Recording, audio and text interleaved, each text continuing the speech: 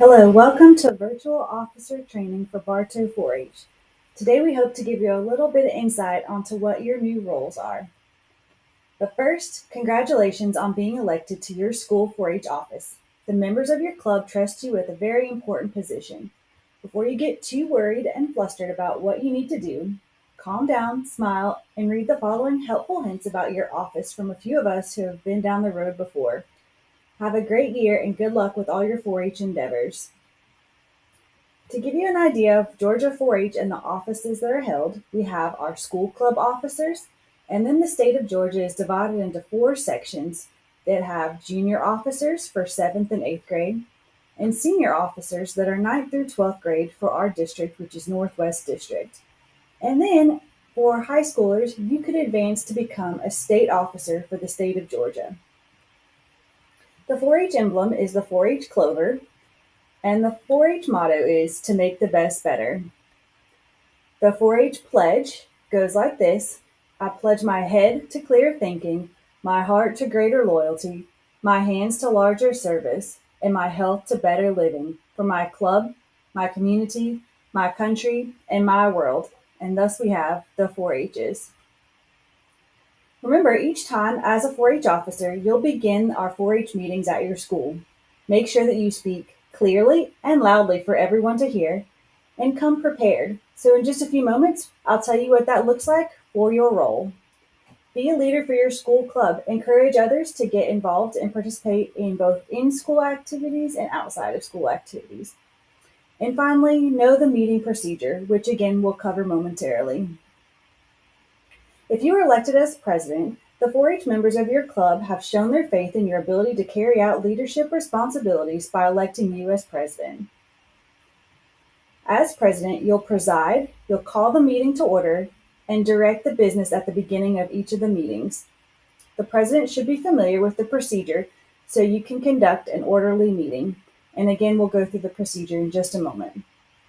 The president will guide the meeting in a courteous way.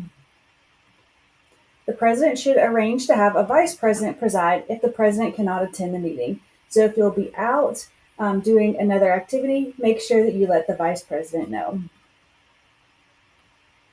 If you are elected as vice president, you have a slightly different role. Again, know the meeting procedure and how the first few minutes of your role will look. The duties of the president are fallen to you if they are absent, so make sure that you familiarize yourself with what the president does through the meetings as well. Work closely with your other leaders, officers, and the president.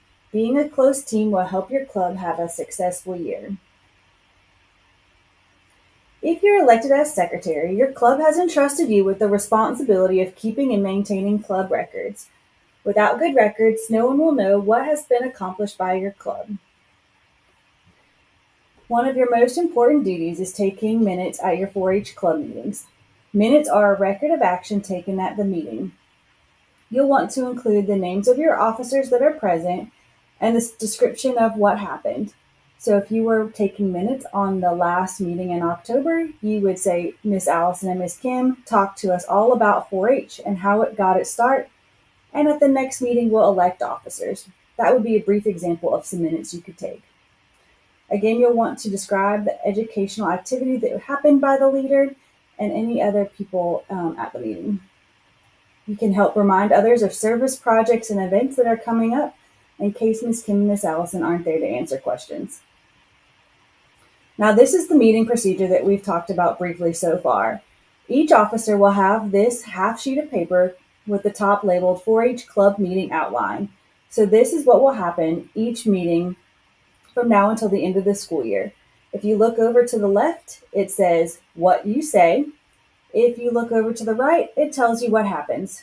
So the president will start us off and call the meeting of the office or the club to order.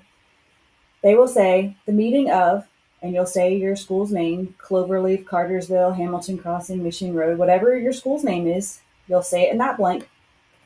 And you'll say, well, please come to order. Members will quiet down. The president will also say, will name one of your other officers, collect all the completed Friends books. So that happens during that is members collect any books or items to give to the 4-H leader.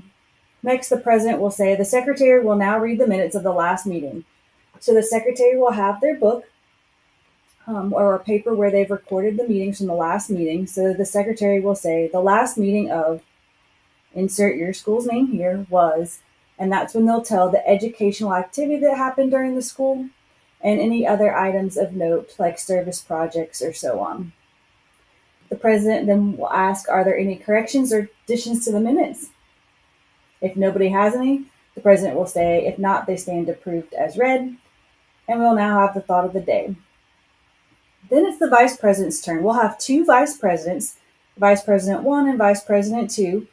So you can decide if throughout the school year you would like to be Vice President 1 the whole time, or if you want to alternate between 1 and 2. It's up to you as vice presidents to decide that.